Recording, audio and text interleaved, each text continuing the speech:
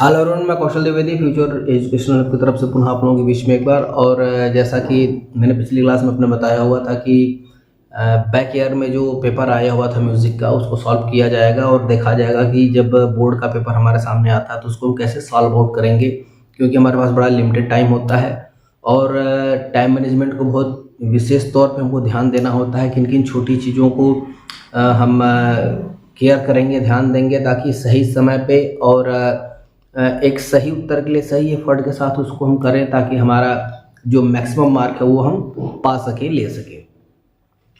तो जैसे कि सीबीएसई का पेपर होने वाला भी है और क्वेरीज आई हुई थी कि सर एक बार पेपर थोड़ा सॉल्व करा दीजिए, तो मैं उसी प्रयास को आगे बढ़ा रहा हूं और उम्मीद है कि ये क्लास जो पूरा देखेगा, दो क्या कहते हैं कि पार्ट में मैं बनाऊंगा ताकि वीडियो बहुत लंबा ना हो और आप लोग इत्मीनान से इसको देख सकें। और जल्दी ही दूसरा पार्ट भी मैं लेकर के आऊँगा इसका।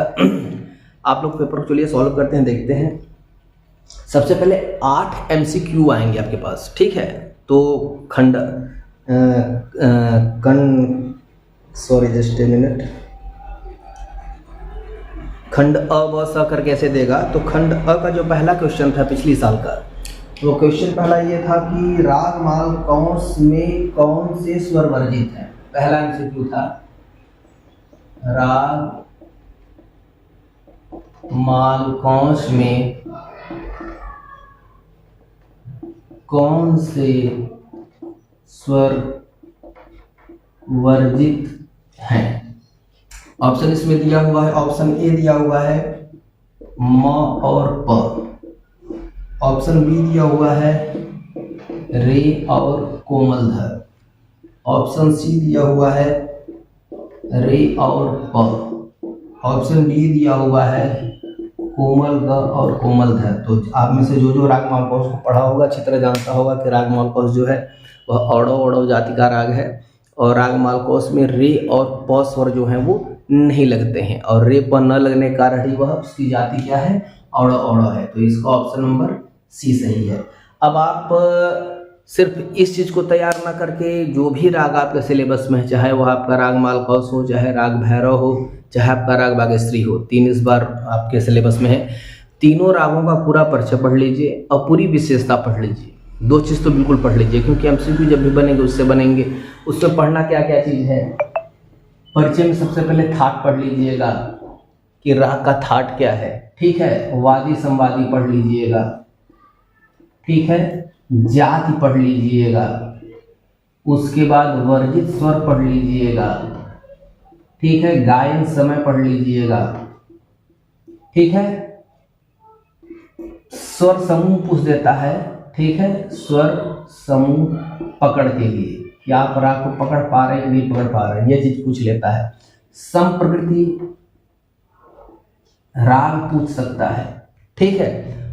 तो ये जो मूल बिंदु हैं इनको तो पूरी तरह से पढ़ लीजिएगा, इसमें बिल्कुल कोई एफर्ट मत लगाइएगा। जो 3 राग है, बहुत ज़्यादा राग आपके पास है नहीं, इन तीनों रागों को पूरी तरह से आप तैयार कर लीजिएगा। किस कौन कौन से राग को, भैरव, मालकौंस और बागेश्वरी, ये 3 राग हैं। तीनों में कोई कोताही नहीं, तीनों राग को पूरी तरह तैयार करिए ताकि राग से रिलेटेड अगर कोई MCQ आपके सामने आता है तब उसको सॉल्व कर सकें, ठीक है। दूसरी चीज, किसी भी क्वेश्चन करने से पहले एक बार बहुत ध्यान से उसको पढ़िएगा जरूर, क्योंकि जब आप एग्जाम में रहते हैं ना तो एक अलग सा प्रेशर आपके ऊपर काम कर रहा होता है और आपका दिमाग इतना तेज चलने लगता है कभी कभी कि बहुत ही इजी क्वेश्चंस को भी आप गलत कराते हैं वहाँ पे। तो वो सब गलती मत करिएगा, एकदम कूल डाउन होकर के, दिमाग शांत करके पहले क्वेश्चन को पूरी तरह पढ़िए। उसके बाद स्वयं से डिस्कस कर लीजिए 10-5 सेकेंड, कंफर्म हो लीजिए, उसके बाद उत्तर दीजिए, ठीक है। दूसरा क्वेश्चन क्या है, तानपुरे के कितने प्रकार हैं। क्वेश्चन 2, तानपुरे के कितने प्रकार हैं। ऑप्शन ए दिया हुआ है पुरुष तानपुरा,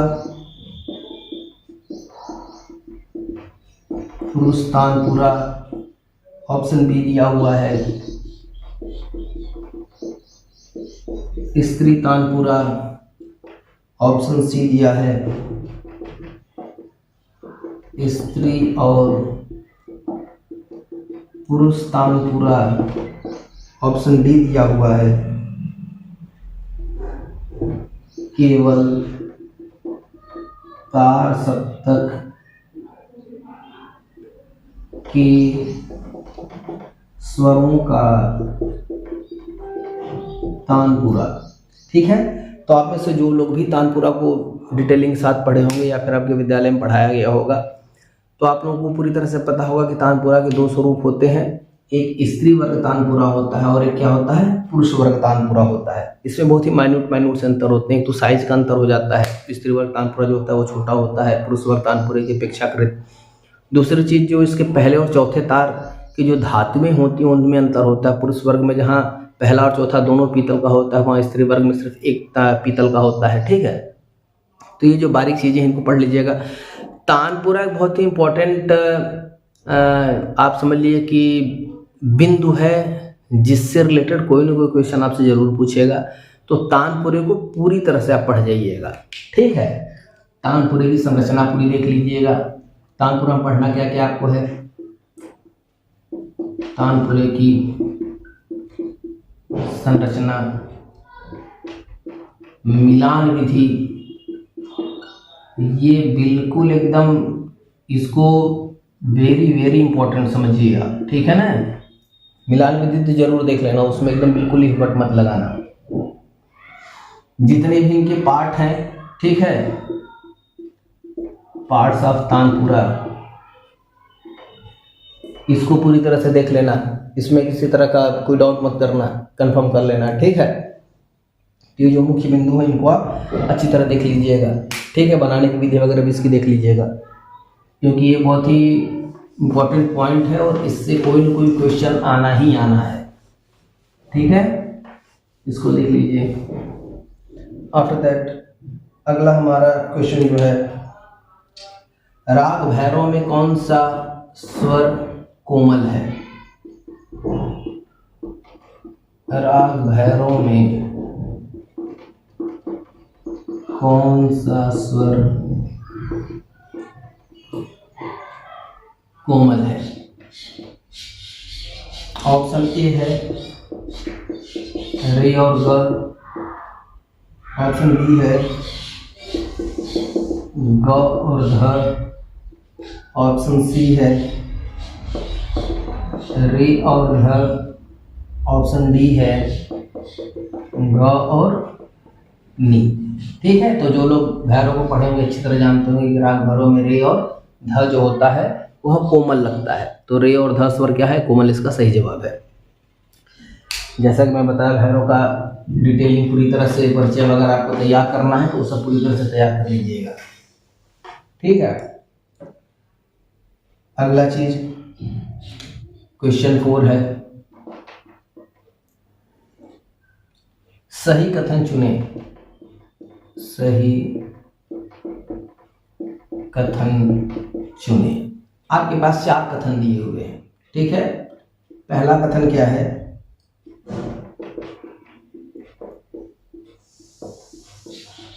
संगीत पारिजात में 122 रागों की चर्चा की गई। दूसरा है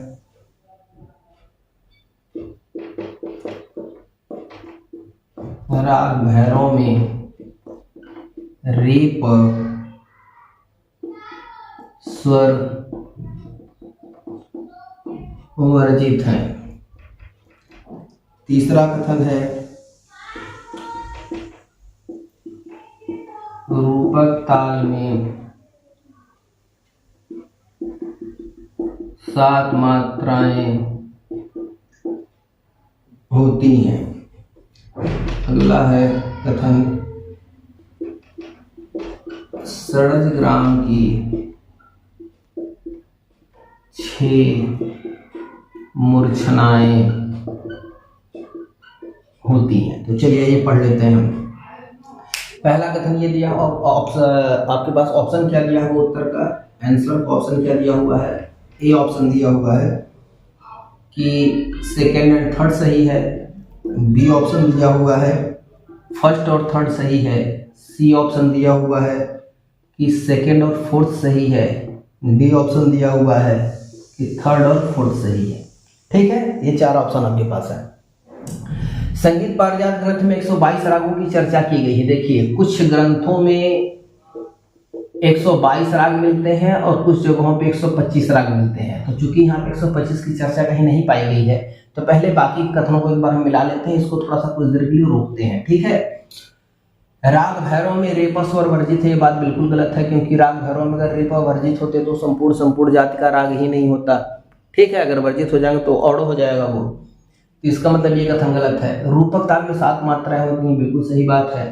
षड्ज ग्राम की 6 मूर्छनाएं होती हैं, बिल्कुल गलत है, क्योंकि प्रत्येक ग्राम की 7 मूर्छनाएं मानी गई हैं। ठीक है, 7 शुद्ध स्वर और 7 मूर्छनाएं मानी गई हैं, तो 6 मूर्छनाओं का सवाल ही नहीं उठता। अब चूंकि ऑप्शन में हमारे हर जगह 2-2 का पेयर बना हुआ है, इसका मतलब कि यहाँ पे जो बोर्ड है वो इस 122 राग को एग्री कर रहा है, मान रहा है। मतलब पहला और तीसरा ये 2 ऑप्शन सही कथन मिल रहे हैं इसमें। देखते हैं पहला तीसरा ऑप्शन, ये देखिए ऑप्शन बी, पहला और तीसरा। ठीक है, यहाँ पे सही हो गया। रूपक ताल से रिलेटेड और भी कई क्वेश्चन आ जाते हैं, जैसे कभी पूछ देता है कि ऐसा कौन सा ताल है जिसकी पहली मात्रा पे खाली है। ठीक है, तो भी रूपक से रिलेटेड क्वेश्चन पिछले 1-2 वर्ष पहले जो है ये भी आपके 12th के एग्जाम में पूछा हुआ था, तो आप इस चीज़ को भी तैयार कर लीजिएगा। इस प्रकार से इसको सॉल्व आउट करेंगे हम।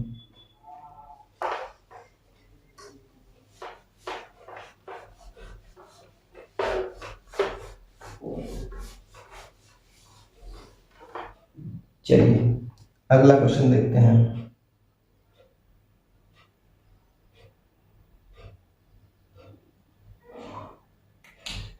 क्वेश्चन नंबर 5 हमारा है, इसमें भी वही बात है कि सही कथन चुने। सही कथन चुने।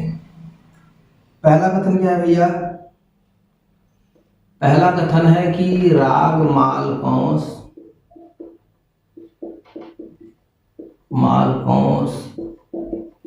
की जाति औड़ो संपूर्ण है। दूसरा कथन क्या कह रहा है? राग भैरव का गायन समय प्रातः काल है। अगला कथन क्या कह रहा है? फयाज खां का संबंध आगरा घराने से है। अगला कथन क्या कह रहा है? झपताल के 4 विभाग होते हैं। ठीक है, तो पहले और ऑप्शन क्या दिया हुआ है हमारा? आंसर का ऑप्शन क्या दिया हुआ है? ऑप्शन ए दिया हुआ है 1, 2, 4, मतलब 3-3, इसमें 3 कथन सही है और 1 कथन गलत है कोई। तो चलिए देखते हैं। 1, 2, 4। ऑप्शन बी दिया हुआ है 1, 3, 4, 1, 3, 4। ऑप्शन सी दिया हुआ है 1, 2, 3, 1, 2, 3, और ऑप्शन डी क्या दिया हुआ है? 2, 3, 4, 2, 3, 4। ये आपके पास 4 ऑप्शन दिया हुआ है। पहले ऑप्शन पे चलिए हम लोग ध्यान लगाते हैं। राग मालकौंस की जाति औड़ो संपूर्ण है। ये बात बिल्कुल गलत है, क्योंकि राग मालकौंस में रेपा वर्जित होता है और राग मालकौंस की जो जाति होती है वो क्या होती है? औड़व होती है। औड़व होती है। इसका मतलब पहला कथन ही गलत है। दूसरा कथन राग भैरव का गायन समय प्रातः काल, बिल्कुल सही है। फयाज खान का संबंध आगरे घराने से है, बिल्कुल सही है। झपताल में 4 विभाग होते हैं, 2-3 के 4 विभाग होते हैं, बिल्कुल सही है। इसका मतलब कि ऑप्शन नंबर डी जो हमारा है वो बिल्कुल सही है। इसमें से एक चीज और आप देख लीजिएगा कि जैसे कि आपके सिलेबस में जो है वो 3 कलाकार हैं जिनका जीवन परिचय हमको जानना है या पढ़ना है। एक आपके कृष्णराव शंकर पंडित हैं, ठीक है, कृष्णराव शंकर पंडित, ठीक है। दूसरे आपके फैयाज खान साहब हैं। तीसरे आपके हैं बड़े गुलाम अली खान, ठीक है, बड़े गुलाम अली खान। कृष्णराव शंकर पंडित ग्वालियर घराना, फैयाज खान आगरा घराना और बड़े गुलाम अली खान पटियाला घराना। तो ये मेन बातें तो एकदम याद रखिएगा, ठीक है। यहीं से पता चल जाता है कि फैयाज खान कहाँ के, आगरा घराने के हैं। इनकी जीवनी कोई भी बहुत ही ध्यान से एक बार एनालाइज कर लीजिएगा, जीवनी से रिलेटेड एमसीक्यू पूछ देगा, ठीक है। चलिए, इसका उत्तर हमको मिल गया। अब आगे की ओर बढ़ते हैं।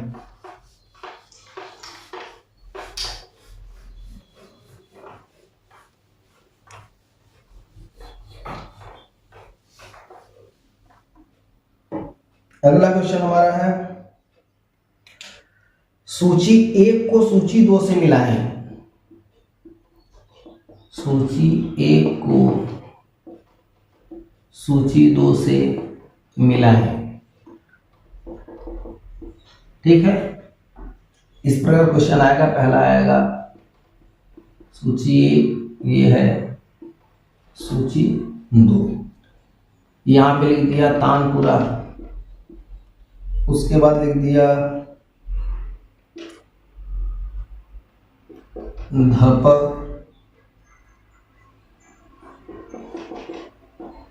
गमा रेशा, उसके बाद लिख दिया संगीत पारिजात, उसके बाद लिख दिया धमार ताल। 1 2 3 4, ठीक है। सूची 2 में क्या लिख दिया, पहला लिख दिया 17वीं शताब्दी, 2 क्या लिख दिया 14 मात्राएं, 3 क्या लिख दिया जोड़ी तार, 4 क्या लिख दिया राग भैरव, राग भैरव। अब आपको मिलान करना है। ऑप्शन आपके पास क्या है, जो उत्तर दिया हुआ है वह उत्तर आपके पास क्या क्या है। पहला उत्तर ये है कि पहले का 3,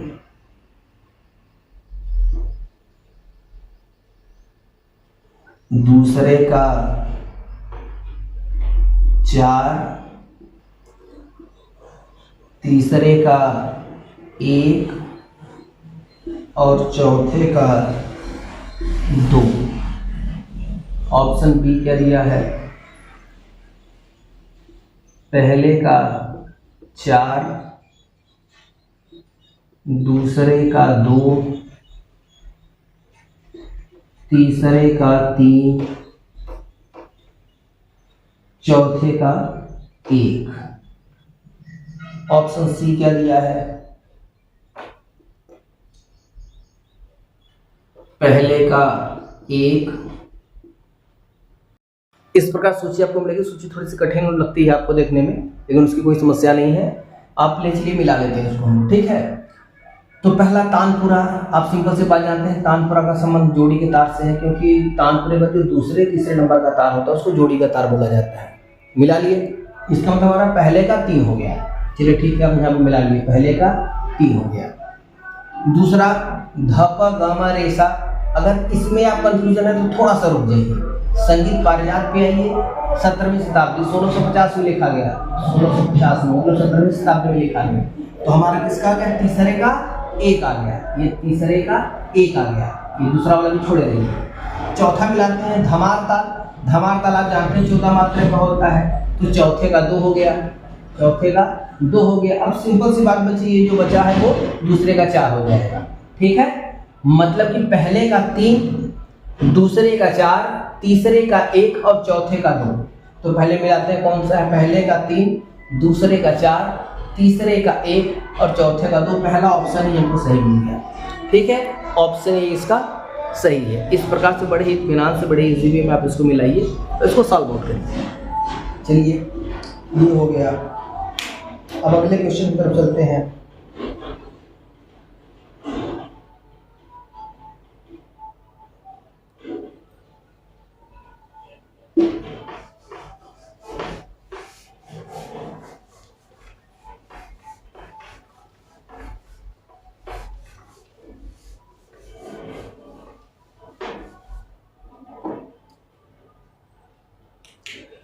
7वां है एमसीक्यू,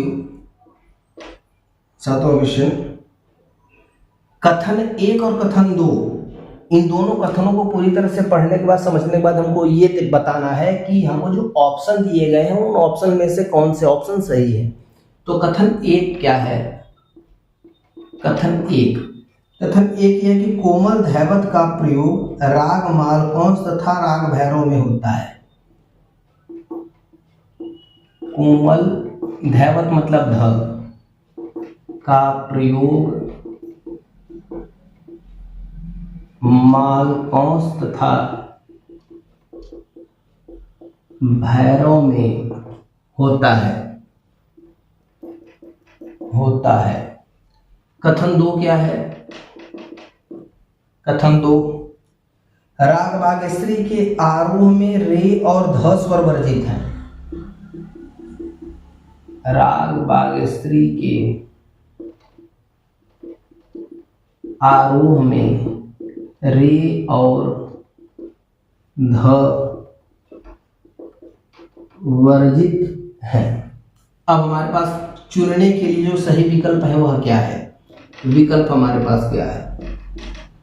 हमारे पास जो पहला विकल्प दे रहा भैया वो कह रहा है कि कथन 1 और कथन 2, कथन 1 और 2 दोनों सही। क्या ये दोनों बात सही कह रहा है? ऑप्शन 2 दे रहा है कथन 1 और 2 दोनों गलत। क्या दोनों बात गलत कह रहा है? तीसरा क्या कह रहा है? कथन 1 सही 2 गलत। क्या कथन 1 सही है और 2 गलत है? और चौथा विकल्प क्या दे रहा है? कथन 1 गलत 2 सही। क्या पहला कथन सही है और दूसरा कथन गलत है? ठीक है, अब इस चीज को हमको देखना है, समझना है। कोमल धैवत का प्रयोग मालकौंस और भैरव में होता है कि नहीं? आप जानते हैं कि रे और ध दोनों भैरव में कोमल लगता है। बाकी राग मालकौंस में भी धैवत स्वर कोमल लग रहा है। जब आप मालकौंस पढ़ेंगे तो उसके आप देखे होंगे कि मालकौंस में जो है क्या कहते हैं कि भैरवी थाट का राग होने के कारण ध जो होता है वह कोमल लगता है। इसको मतलब पहला कथन हमारा सही है, ये तो कंफर्म हो गया। दूसरे कथन में देखते हैं राग बागेश्वरी के आरोह में रे और ध स्वर वर्जित है। तो जब आप ध्यान से बागेश्वरी के नियमों को पढ़ेंगे तो आपको पता चलेगा कि आरोह में रे और ध के बजाय प वर्जित होता है, मतलब दूसरा कथन गलत है। पहला सही दूसरा गलत। तो देखिए इसमें कौन सा है? कथन 1 सही और कथन 2 गलत, मतलब तीसरा ऑप्शन जो हमारा है वो क्या होगा? सही होगा। ठीक है, चलिए इस तरह से इसको सॉल्व कर लिया जाएगा।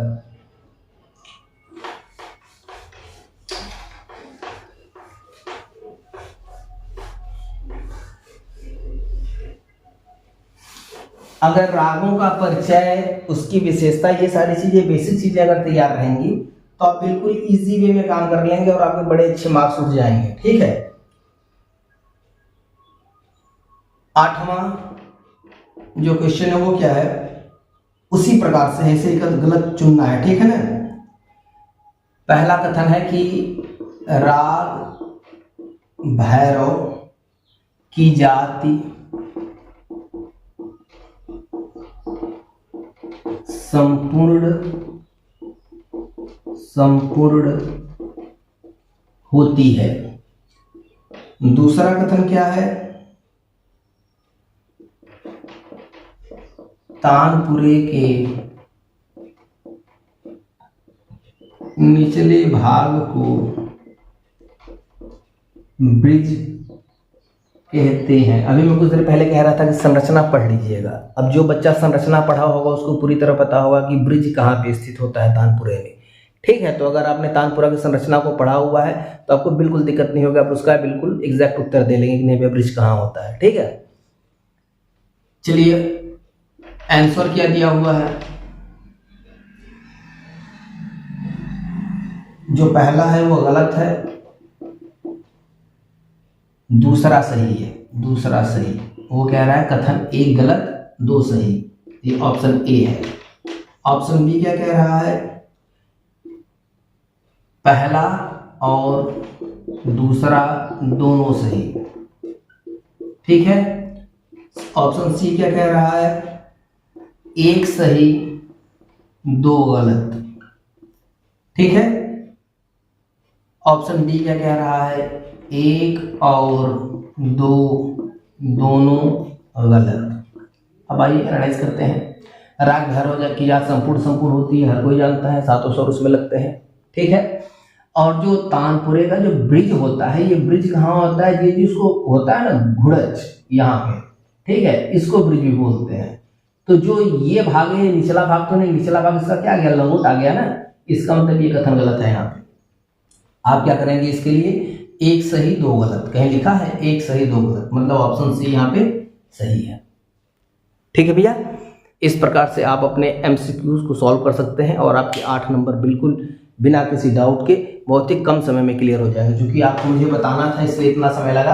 अगर आपने पूरी तरह से पढ़ा हुआ है तो विदिन 5 मिनट या मैक्सिमम 10 मिनट्स में आप इसको पूरी तरह से पढ़ करके अपने 8 नंबर सिक्योर कर सकते हैं। तो इस चीज़ को सबसे पहले कर लेना है। अगली चीज आती है, अगला नंबर आता है या फिर अगला सेक्शन हमारा जो आता है वो खंड ब आता है। और जिस सेक्शन में हमको जो है कि 2-2 नंबर के क्वेश्चन आते हैं और 2-2 नंबर के क्वेश्चन के लिए हमको कितना लिखना है, किस प्रकार से लिखना है, इस बात को बिल्कुल ध्यानपूर्वक रखते हुए, ध्यान में रखते हुए हमको अपने आप को आगे बढ़ाना है। अब यहाँ पर देखिए एक बड़ी अच्छी सुविधा ये है कि 5 क्वेश्चन आपसे दिए जाएंगे, आपको 5 क्वेश्चन करने हैं, लेकिन हर क्वेश्चन के साथ एक अथवा जुड़ा रहेगा। देखिए इंग्लिश मीडियम वाले बच्चों को थोड़ी सी दिक्कत ये होती है ना कि अथवा वगैरह समझ नहीं पाते कि क्या लिखा हुआ है। ठीक है, अथवा का मतलब होता है और का मतलब होता है कि भैया अगर 5 में क्वेश्चन नंबर मान लीजिए 9 चल रहा है, इसको मैं पहले लिख के समझा दूं क्योंकि ये मैक्सिमम लोग गलती कर बैठते हैं और इसमें बड़ा अपना समय गंवा देते हैं। मान लीजिए क्वेश्चन दिया हुआ है 8वां, ठीक है, सॉरी 9वां क्वेश्चन, तो 9 का जो क है वो दिया हुआ है धमार ताल अथवा झप ताल को उसके ठा एवं तिगुन के साथ, ठा एवं तिगुन के साथ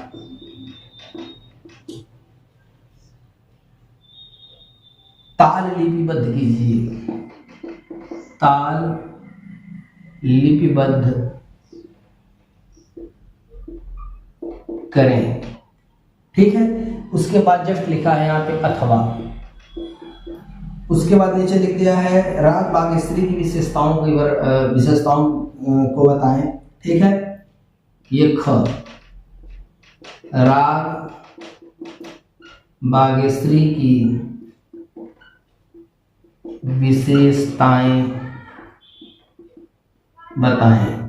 ठीक है, अब आपको 3 क्वेश्चन इसमें दिख रहा है भैया, धमार ताल, झप ताल और राग बागेश्वरी, लेकिन आपको करना क्या है, आपको करना सिर्फ एक है, या तो धमार ताल बताइए, कधिट धिट धा गति टति टता, उसको लेकर के उसका दुगुन कर लीजिए, तिगुन जो पूछ रहा है बस उतना करिए। अगर वो आपसे कह रहा है कि झपता का ठाह एवं तिगुन, तो बस ठाह और तिगुन लिखिए। ये नहीं कि ठाह दुगुन तिगुन चौगुन सब प्रैक्टिस गुरुजी ने कराया, सब लिखे पड़े हैं, समय बर्बाद हो रहा है। मिलना आपको 2 ही नंबर है, तो बहुत ज़्यादा लिखने का मतलब नहीं है। जब भी आप लिखिए तालों के विषय में तो तालों का परिचय जरूर लिखिए। से सपोज बी दैट आप झपताल लिख रहे हैं तो झपताल का एक परिचय होगा, ठीक है ना, उस परिचय को 2 लाइन में जरूर लिख दीजिए। उस परिचय को 2 लाइन में जरूर लिख दीजिए कि कौन सा ताल है, किस वाद्य पे बजाया जाता है, तबले का ताल है, इसके 4 विभाग होते हैं, 2-3 के खंडों में विभाग बटे होते हैं। ठीक है ना, परिचय लिखने के बाद उसका ठाह लिख दीजिए। ठीक है, धीना धी धीना तीना धी धीना। ठीक है, 2-3 आई बिल्कुल इजी वे में 1 2 3 4 5 6 7 8 9 10 पहले पे सम दिखा दीजिए। ठीक है, दूसरी ताली दिखा दीजिए, खाली दिखा दीजिए, तीसरी ताली दिखा दीजिए। लिखने के बाद इसका आप तिगुन कर लीजिएगा। क्लास में आप लोगों को बताया गया होगा त्रिगुण करना। वीडियो कुछ लंबा हो रहा है, ठीक है ना। आप इसको कर लीजिएगा, या तो धमार ताल करिएगा, या तो झपताल करिएगा, या फिर राग भाग स्त्री की जो विशेषताएं हैं वो कर लीजिएगा, ठीक है। आज की क्लास में बस मैं इतना दे रहा हूँ। अगला जब मेरा वीडियो होगा, अगले पार्ट में मैं तीनों चीज़ को पूरी तरह से एलोबरेट करके आप लोगों को बता दूंगा कि कितना करना है और क्या करना है, ठीक है। और भी म्यूजिक से रिलेटेड कोई दिक्कत परेशानी किसी बच्चे को हो तो कमेंट के माध्यम से पूछ ले। और आप चाहे जहाँ भी पढ़ रहे हो, अगर आप सीबीएसई के स्टूडेंट हैं तो जो बातें मैं आप लोगों को बता रहा हूँ आप लोगों के लिए पूरी तरह से यूज़फुल है। आप उसको अपने प्रैक्टिस में लाइए और आपके लिए बेनिफिशियल क्या कहते हैं कि बेनिफिट देगा आपको, ठीक है। तब तक के लिए थैंक यू वेरी मच।